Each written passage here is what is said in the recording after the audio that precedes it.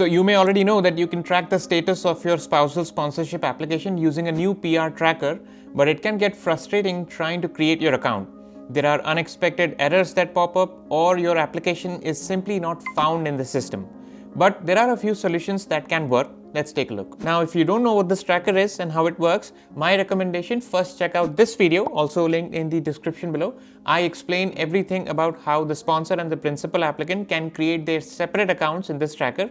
And once you familiarize yourself with that tracker, then you can come back to watch this video and we can talk about the issues.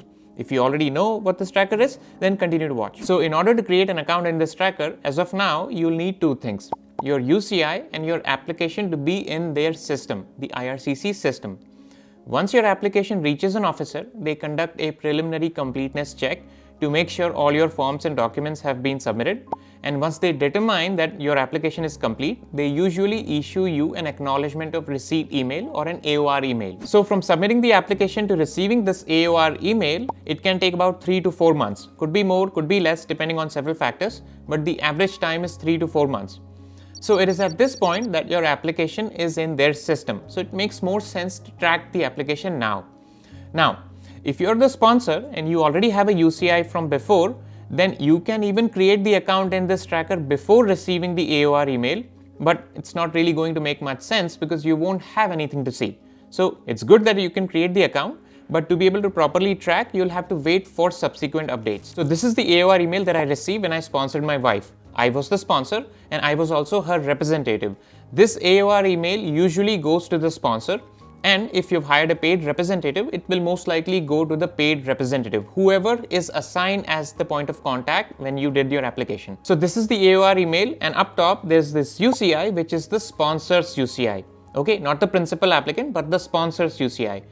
And this UCI will most likely be the same UCI which you had from before if you are a PR.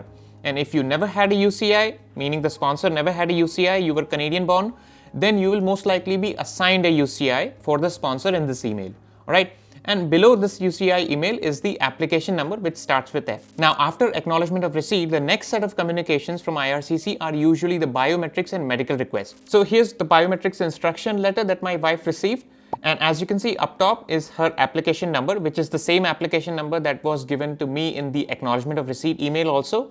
The application number doesn't really change for one application. So the same application number will be common for both the sponsor and the principal applicant. But here, her UCI is the first ever UCI she was assigned in her biometrics request. So this is my wife's UCI, or the principal applicant's UCI. Because she did not have a UCI from before, this was the first time she was assigned this UCI. The same UCI is also in her medical request, which you see on the screen here. So now that my wife has been assigned a UCI, the application is already in the system. My wife, the principal applicant, can also create the account in the tracker now and start tracking the application. So this is the new tracker. I'm going to link it in the description below. And as you can see, it says sponsor, principal applicant, and representative or designated individual must create their own accounts. So the sponsor will create the account using their UCI, and the principal applicant will create the account using their separate UCI. So you're going to click on create the account. Then you'll get to this page. So let's say the principal applicant is creating the account. So you'll enter your UCI, whatever your UCI is, 8 or 10 digit UCI, your first name, last name, exactly as it matches your application which you submitted.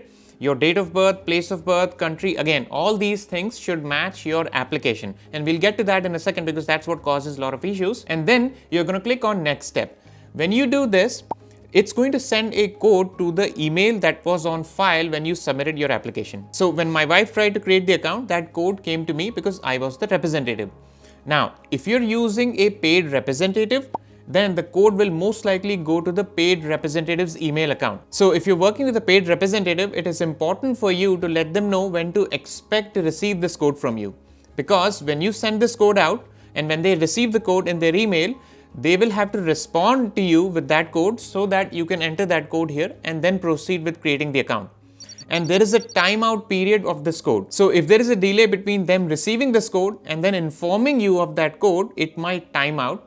So you'll have to do the process all over again. So work it out with your representative and maybe arrange for them to meet with you before you are trying to register so that they can let you know the code immediately which you can enter here and then proceed with the next steps. So this is the sponsors page, meaning my page, and as you can see, the application status is already closed because we are done with the application. But if I click on application history and scroll down here, as you can see, the timeline information is very limited.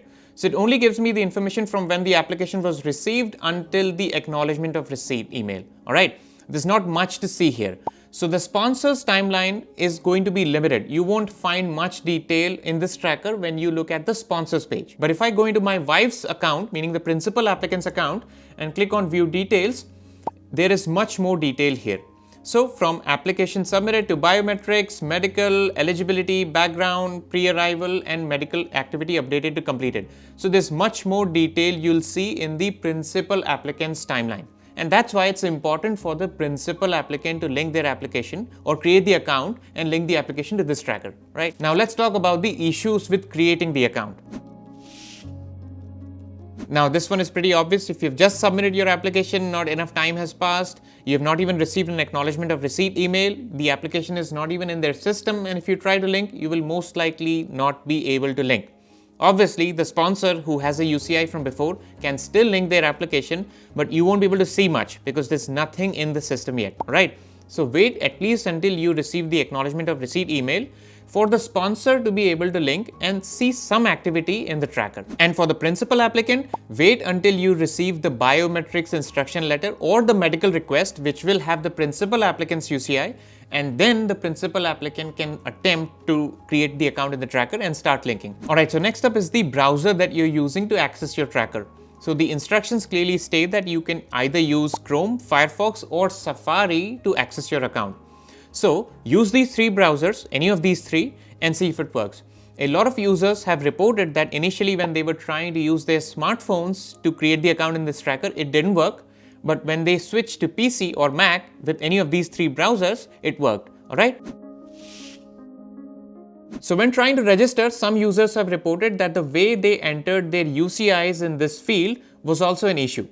So when I tried to register or my wife registered, we just entered our 10-digit UCIs as it is in this field, no space, no hyphen, nothing, and it went through just fine. So if your UCI is 10 digits, just try to enter your UCI as it is, as a single string, no space, no hyphens. So you'll enter it like this, okay? And if you try to enter a hyphen here in the 10-digit UCI, it will most likely give you an error. So if I try to enter a hyphen here and a hyphen here, and I click outside, it gives me an error. So for a 10-digit UCI, just try to keep it consistent, no space, no hyphens, all right? Now, if your UCI is 8 digits, this is where some users have reported that if they tried to put their UCI just like this, basically 8 digits, it didn't work for them.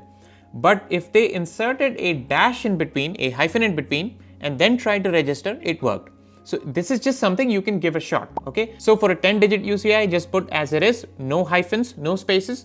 And for an 8-digit UCI, try to put as it is, as a single string, but if it doesn't work, try with a hyphen and see if it changes anything.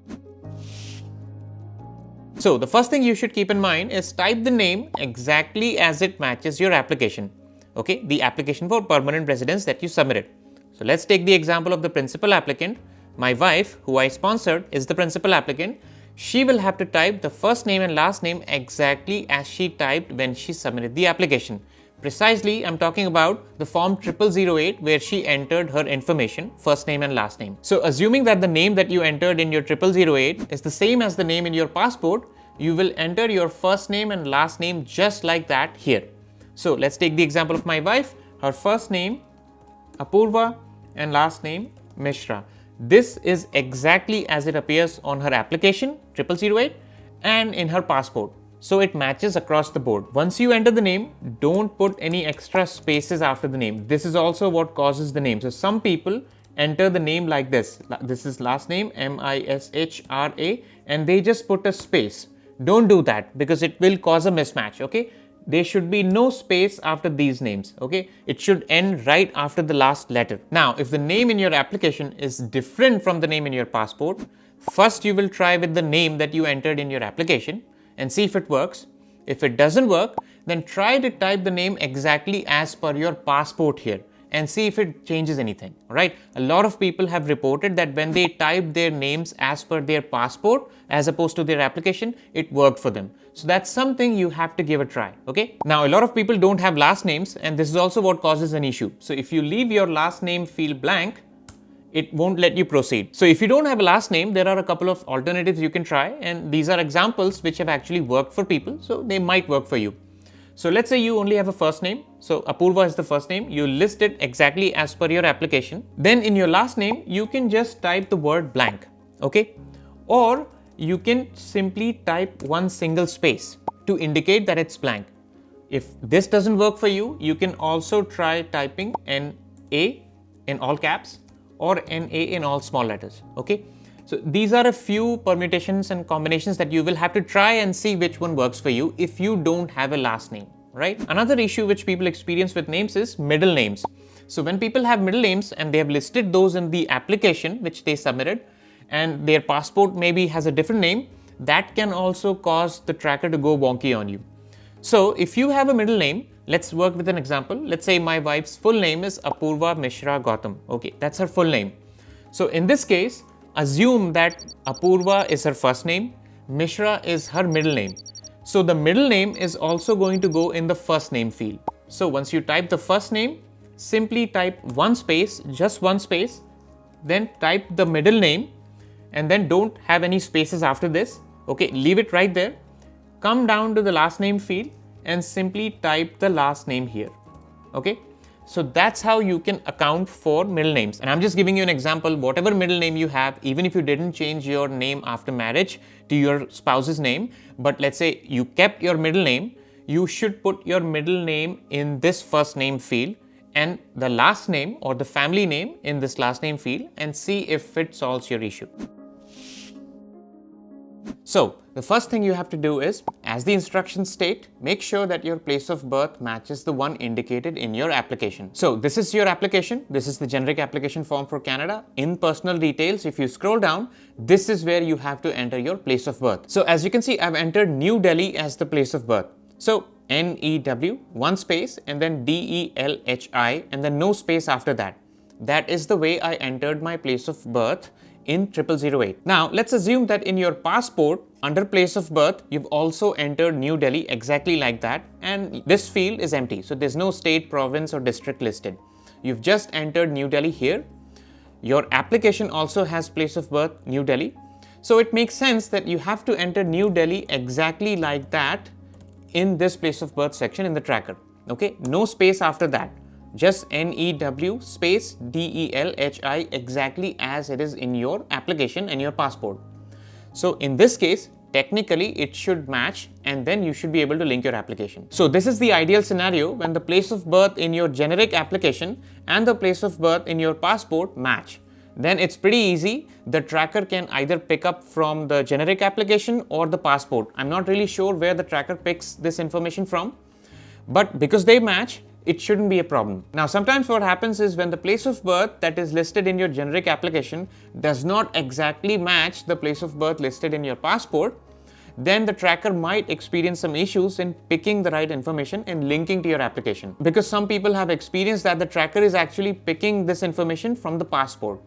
So let's take an example. This is the generic application and I've listed place of birth as Mumbai. So MUMBAI and no space after that. Okay. But if I can show you the passport real quick, here the information is listed as Mumbai. So this matches, but the state is also listed here.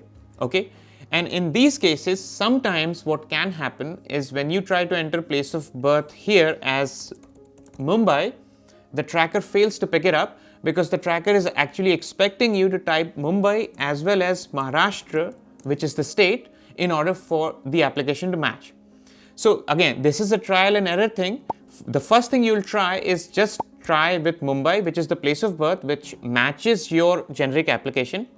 But if it doesn't link, then you can try to put the city as well as the state just to match it with the passport and see if it works this time. This is an actual use case which has worked for some people who tried the city and state combination instead of just the city, and it worked for them. That's why you can give it a shot. Let's take another example.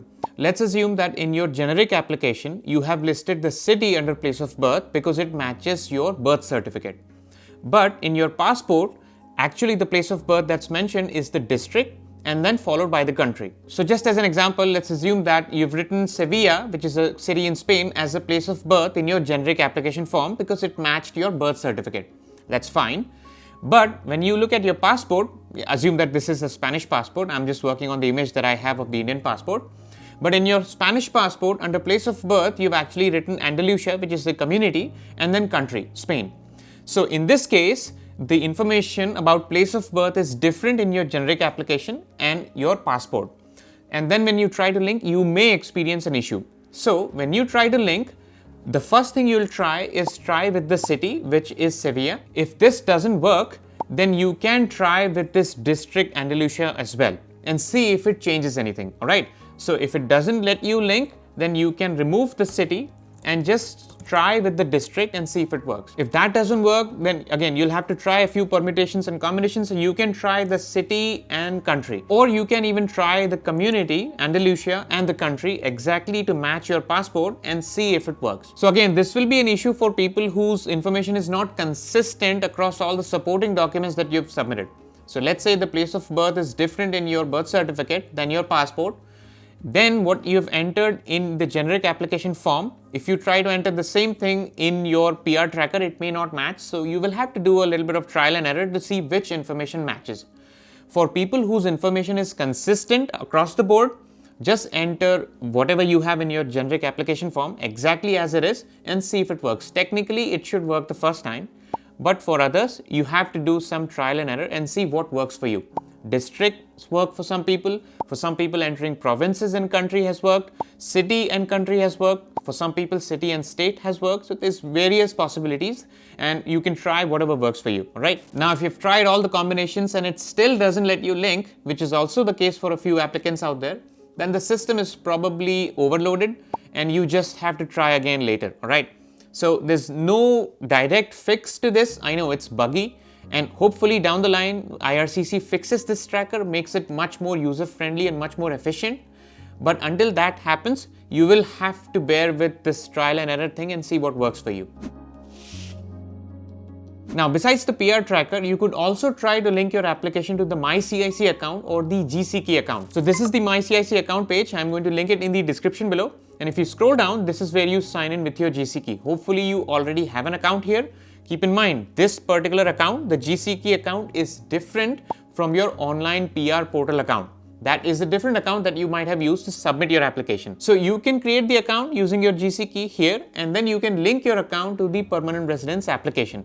It's a slightly different process to link your application in GCK, and I've explained all that in this video that should be showing up on the cards here. Look around the 15-minute mark where I go into detail on how to link your application to the GCK. So should you create an account in this GCK? My recommendation, no harm in creating an account, but it's not going to be as detailed as the PR tracker that we looked at. The GCK is not really going to get updated quickly. It's very delayed and it has very limited information. Whereas the PR tracker that we just looked at will have much more details about your timeline. So it makes more sense to track your application using the PR tracker. The GCK account or the MYCIC account can be used to provide additional documents to IRCC if you were to get an ADR or an additional document request. That's when the GCK comes in handy. I'm not really sure how long IRCC is going to retain the GCK account. They may scrap it down the line. But as of now, that's one way to submit additional documents if you receive a request from IRCC. Right. Now, once you've linked your application successfully, the first thing to do is to log into the tracker and go to this details section, and under contact details, make sure that all your information is reflected correctly. So make sure that your name is spelled correctly, your email is correct, your UCI obviously is correct, and your date of birth, place of birth, your address, everything is listed correctly. A lot of people find out that their name is spelled wrong or their email address is wrong or some other information is missing. If that is the case, then you should raise a web form right away to inform IRCC of the changes. If you're looking for instructions on how to raise a web form, that video is right here. I'll catch you there. Bye-bye.